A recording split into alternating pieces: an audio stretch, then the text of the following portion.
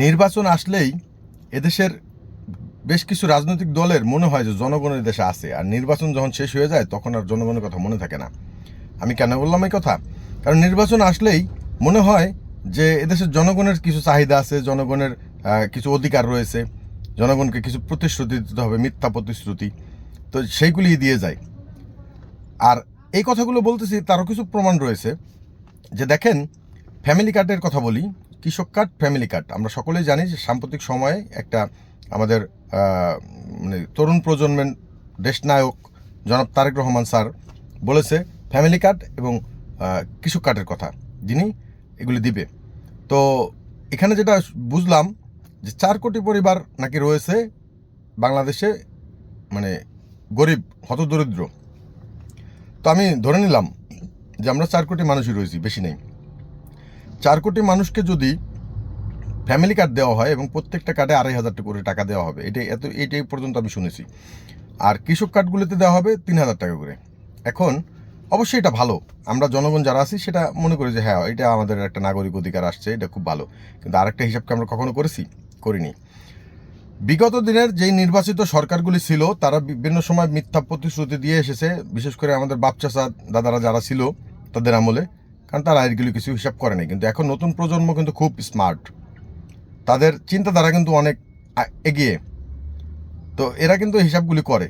তো যেমন ধরেন, আমি সামান্য একজন ড্রাইভার, আমি হিসাবটা করলাম, হিসাব করে যেটা পাইলাম যে 4 কোটি পরিবারকে যদি ফ্যামিলি কার্ড দেওয়া হয় এবং প্রত্যেকটা কার্ডেই যদি 2,500 করে টাকা দেওয়া হয়, তাহলে যদিও দেওয়া হয় মাসে 10,000 কোটি টাকা দেওয়া লাগবে। ঠিক আছে, যা বছরে গিয়ে দাঁড়াবে 1,00,000 কোটি টাকা, 1,20,000 কোটি টাকা, 1 লাখ না, 1,20,000 কোটি টাকা দাঁড়াবে। তো এখন এই টাকাটা কে দিবে? নিশ্চয়ই আমাদের জনাব তারেক রহমান স্যার দিতে পারবে না, কারণ তার মাসিক ইনকাম 7 লক্ষ টাকা। আর এটা যদি গভর্নমেন্টের থেকে দেওয়া হয়, তাহলে গভর্নমেন্টের থেকে দেওয়া হলে এই 1,20,000 কোটি টাকা প্রত্যেক বছরে দেওয়া লাগবে। আর যদি কৃষক কার্ড হিসাব করি, তাহলে আমি কম টম করে হিসাব করলাম যে 1,50,000 কোটি টাকা দেওয়া লাগবে টোটালি। তো 1,50,000 কোটি টাকা কি গভর্নমেন্টের এমন কোনো বিজনেস বা এমন কোনো প্রজেক্ট রয়েছে যে প্রজেক্ট থেকে বছরে 2 লাখ কোটি টাকা ইনকাম হয়? কারণ 2 লাখ কোটি টাকা ইনকাম না হলে তো 1,50,000 কোটি টাকা জনগণকে দেওয়া সম্ভব না, যদি গভর্নমেন্ট দেয়। তো দেখেন, আরও একটা মজার বিষয় হচ্ছে, গভর্নমেন্টের যতগুলি প্রজেক্ট রয়েছে বিগত দিনের নির্বাচিত সরকারের আমলে দেখেছি যে বিআরটিসি, বাংলাদেশ রেলওয়ে, বাংলাদেশ বিমান, মানে এই জাতীয় যত ব্যবসায়িক প্রতিষ্ঠান রয়েছে, সেবামূলক কাজ করে তারা। হ্যাঁ দেখেন, এখন বলবেন যে হ্যাঁ, ওগুলো তো সেবামূলক কাজ, ওইখান থেকে কেন ইনকাম করা লাগবে? আচ্ছা ঠিক আছে, বুঝলাম আমি সেবামূলক কাজ। বাংলাদেশ বিমানকে কাউকে ফ্রি নেয়? বাংলাদেশ রেলওয়েকে কাউকে ফ্রি নেয়? তারপরে বিআরটিসি কি কাউকে ফ্রি নেয়? বিআরটিসির বেশ কিছুদিন আগে শেখ হাসিনার আমলে দেখা গেছে যে ড্রাইভারদের স্যালারি হচ্ছে না, তারা গভর্নমেন্ট জব করে ঠিকই কিন্তু তাদের স্যালারি হয় না। তো আমার পরিচিত অনেক ড্রাইভার ভাই আছে যারা চাকরি ছেড়ে চলে আসছে, আমাদের সাথে আবার প্রাইভেট জবে ঢুকছে। আর বাংলাদেশ বিমানের কথা কি বলবো, সারা বছর তো শুধু দেখি শুধু ক্ষতিপূরণ তাদেরকে দেয়া লাগে। অথচ আমাদের স্যারদের কাছে যেটা শুনি আমরা, যে বাংলাদেশ বিমানে নাকি টিকিট পাওয়া যায় না, তারা যখন টিকিট কাটতে যায় টিকিট পাওয়া যায় না। বাংলাদেশ রেলওয়েতে কিন্তু সেম মানে সিস্টেম, টিকিট পাওয়া যেত না। তো ইদানিং দেখা যাচ্ছে বাংলাদেশ রেলওয়ে কিছুটা উন্নত হয়েছে এবং কিছু ভালো কিছু করছে। যেমন বাংলাদেশ রেলওয়ে 900 কোটি টাকা লাভ করেছে ডক্টর ইউনূস স্যারের আমলে। বাংলাদেশ বিমান 56 কোটি টাকা লাভ করছে তো আলটিমেট যাই করুক। তো দেখেন, এই সমস্ত কিছু মিলাইলে 1.5 লক্ষ কোটি টাকা ইনকাম কিন্তু নাই বাংলাদেশ সরকারের। তো কি করবে তখন তারা? জনগণের আরেকটু মানে পকেট কাটার ধান্দা করবে। কি করবে? ট্যাক্স ব্যাট বাড়াবে। তো এখন দেখেন, আমি একজন ড্রাইভার, আমি হতদরিদ্র, আমি ধরে নিলাম হতদরিদ্রের খাতায় আমার ওয়াইফ একটা ফ্যামিলি কার্ড পাইলো এবং আমার বাবা একটা কৃষক কার্ড পাইলো, মেনে নিলাম। তাহলে আমি পাইতেছি কত টাকা? 5,500 টাকা প্রতি মাসে। আর তখন আমার এই জিনিসপত্রের দাম যে পরিমাণ ট্যাক্স ভ্যাট বাড়বে, আমার ইনকাম ট্যাক্সে হয়তো নাই, আমার ইনকাম ট্যাক্স খুব একটা নাই, তেমনও হইতে পারে যে আমারও দেওয়া লাগতে পারে ইনকাম ট্যাক্স। আর আমার যে জিনিসপত্র কিনা খাইতে হবে সেটার উপর ভ্যাট দিতে হবে যে পরিমাণ, দেখা গেছে যে মাসে আমার 10,000 টাকা দিতে হবে। 10,000 টাকা দিয়ে আমি পাইলাম গভর্নমেন্টের কাছ থেকে 5,000 টাকা। তো ভাই এই টাকার আমার দরকার নাই। এই মিথ্যা প্রতিশ্রুতি আপনারা জনগণকে দেয়া বন্ধ করেন। দেখেন এখন বর্তমানে যে বলছি আগেই যে আমাদের বাপদাদার আমলে যারা গভর্নমেন্ট ছিল, সরকার ছিল, নির্বাচিত সরকার, তারা বিভিন্ন সময় বিভিন্ন প্রতিশ্রুতি দিছে, মিথ্যা প্রতিশ্রুতি, যা কখনো পূরণ হয় নাই। তো এখন এই যুগে এসে আপনিও যদি আমাদেরকে এরকম মিথ্যা প্রতিশ্রুতি দেন, তাহলে তো আসলে দুঃখ রাখার জায়গা থাকবে না। আর ওই যে বললাম যে তরুণ প্রজন্ম কিন্তু খুবই স্মার্ট এবং আপডেট। আপনি যেরকম আপডেট, তরুণ প্রজন্ম কিন্তু আপডেট, তারা কিন্তু হিসাব করে। আপনার মান্থলি ইনকাম, আপনার মতো একজন মানুষের যিনি কিনা 15-16 বছর লন্ডনে কোনো কাজকাম ছাড়াই থাকলেন, আপনার মাসিক ইনকাম 7 লক্ষ টাকা আপনি দেখালেন নির্বাচন কমিশনকে। ভাই এটা কোন বোকার স্বর্গে বসবাস করে? নির্বাচন কমিশন কি গাদা না কি? দুদক কি করে? এই যে বাংলাদেশে যে দুদক রয়েছে কি করে? আপনি দেখেন নর্মাল একটা বিষয় যে আমার কি ফ্যামিলি কার্ড দরকার একজন জনগণ হিসেবে? আমার কি ফ্যামিলি কার্ড দরকার? আপনি, আমার বিশ্বাস এতটুকু, আপনি যদি গণভোটার করেন, যদি এটা দেন যে আমাদের কি দরকার, ফ্যামিলি কার্ড দরকার নাকি নাগরিক অধিকার দরকার, আমার বিশ্বাস যে 100-র ভিতরে 100 ভোটই পড়বেন নাগরিক অধিকারের জন্য।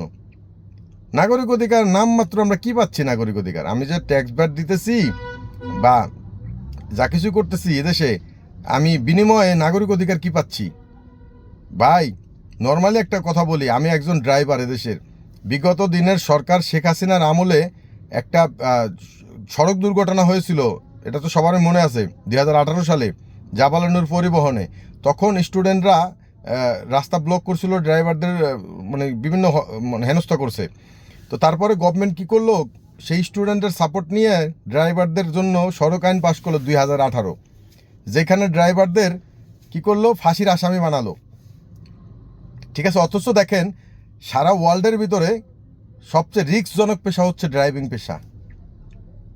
আর বাংলাদেশের ড্রাইভারদের কর্মঘণ্টার কোনো লিমিটেশন নাই, অথচ আইন আছে কিন্তু আমার সড়ক আইন 2018-তে কিন্তু বলা হয়েছে যে 2006-এর শ্রম আইন ফলো করার জন্য।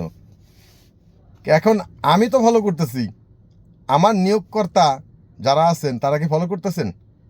তাহলে আজকে শুনলে অবাক হবেন যে আমি একজন ড্রাইভার হয়ে আমি 24 ঘন্টা ডিউটি করছি, 24 ঘন্টা আমাকে সার্ভিস দেওয়া লাগতেছে এই বাংলাদেশে। তাহলে এই যে শ্রম অধিদপ্তর রয়েছে, এর কাজটা কি? এরকম বিভিন্ন মন্ত্রণালয় রয়েছে যে আমি এরকম একটা গুরুত্বপূর্ণ পেশায় রয়েছি, মানে রিস্কজনক পেশায়, যে জায়গায় এত পরিমাণ রিস্ক থাকার পর আমি রিস্ক ভাতা পাই না। রিস্ক ভাতা পায় কারা? ফায়ার সার্ভিসের লোক। বাইরে এদেশের কথা বলে লাভ নাই। কারণটা হচ্ছে লাভ নাই এই কথা যারা বলেন তাদেরকে বলতে চাই যে আপনারটা আপনারই আদায় করা লাগবে, আপনারটা কেউ আদায় করে দিবেন না। আপনি যদি ভাবেন যে আমি একটা সরকার আসবে তাকে ভোট দিব, তিনি আমার সমস্ত কিছু ঠিক করে দেবে, এটা মানে সহজ বিষয় না। তারা শুধু আসে জনগণকে প্রতিশ্রুতি দেওয়ার জন্য, মিথ্যা প্রতিশ্রুতি দেওয়ার জন্য। ভোটে যখন জয়যুক্ত হয়ে যাবে জনগণের খোঁজই এরা নেয় না। সেটা যা দেখলাম, ছোটবেলাতে এত বড় হয়েছি তাই তো দেখতেছি। কেউ আইসা বলতেছে জনগণ ভোটের অধিকার চায়। আরে ভাই জনগণ কি চায় জনগণের কাছে কেউ কখনো জিজ্ঞেস করছেন? এখন তারা যেহেতু জনগণ কি চায় সেটা জিজ্ঞেস করে না, তাহলে আমাদের জনগণ হয়ে আমাদের কি করা উচিত? তাদেরকে ইচ্ছাকৃতভাবে জানানো। আমি কিন্তু সেই কাজটাই করতেছি। আপনারা হয়তো ভাবতে পারেন যে হালায় ড্রাইভার হয়ে এত এত কথা কইতেছে, ঠিক আছে, এর কথা শুনতে বিরক্ত লাগতেছে। বিরক্ত তো লাগবেই ভাই। আমি আমার জায়গা থেকে আমি প্রতিবাদ করতেছি, আপনি আপনার জায়গা থেকে প্রতিবাদ করেন, তাহলে যদি সম্ভব হয় সব কিছু চেঞ্জ করা। তা না হলে জীবনে সম্ভব না। আপনি দেখেন যেরকম একটা রিস্কজনক পেশায় আমি আছি, আমাকে দিয়ে ডিউটি করানো হচ্ছে 24 ঘন্টা একজন ড্রাইভার। তাহলে আমার কাছে সড়ক কি নিরাপদ থাকবে? আমি নিজেই তো নিরাপদ না রে ভাই। আর এই দেশে শ্রম ভবন, শ্রম অধিদপ্তর, কর্মসংস্থান মন্ত্রণালয়, মানে এই যে যে জিনিসগুলি যাবতীয় আছে শ্রমিকদের পক্ষে, আমি তো একজন শ্রমিক দেশের, সেই শ্রমিক হয়ে এদের কাজটা কি? এরা কি করতেছে? যে এই যে সড়ক আইন 2018 পাস হইলো একজন ড্রাইভারের জন্য, তাকে আমরা ফাঁসির আসামি বানাইলাম, আর এখন তার কর্মঘণ্টা আমরা নিশ্চিত করতে পারি না। এটা হচ্ছে দেশের নিয়ম। তো দেখেন জনাব তারেক রহমান স্যার, আপনাকে বলি স্যার, মিথ্যা প্রতিশ্রুতি আমাদেরকে দিয়েন না দয়া করে, ঠিক আছে? মিথ্যা প্রতিশ্রুতি নিতে পারতেছি না, কারণ আমি তো চলে গেলাম, আমার আদরের সন্তান কোথায় রেখে যাচ্ছি, কোন ভবিষ্যতে রেখে যাচ্ছি আমি? একজন ড্রাইভার সারা বছর চাকরি করার পরেও মাস শেষে তার কাছে একটা বাড়ি বানানোর মতো অ্যাবিলিটি থাকে না তার। বুঝতে পারছেন? নট অনলি ড্রাইভার, বাংলাদেশে অনেক শ্রমিক রয়েছে যাদের এই অবস্থা, সাধারণ জনগণ যারা আছে, যারা রাজনীতির সাথে যুক্ত না, ঠিক আছে, ব্যবসায়ীদের ক্ষেত্রে আলাদা, কারণ ব্যবসায়ীরা তো শ্রমিক ঠকাই তারা ব্যবসায়ী হয়। তো দেখেন, আমার ফ্যামিলি কার্ডের দরকার নেই, আমার ফ্যামিলি কার্ডের আগে দরকার আমার নাগরিক অধিকার, আমার সেটা নিশ্চিত করেন আপনারা। ধন্যবাদ। আসসালামু আলাইকুম।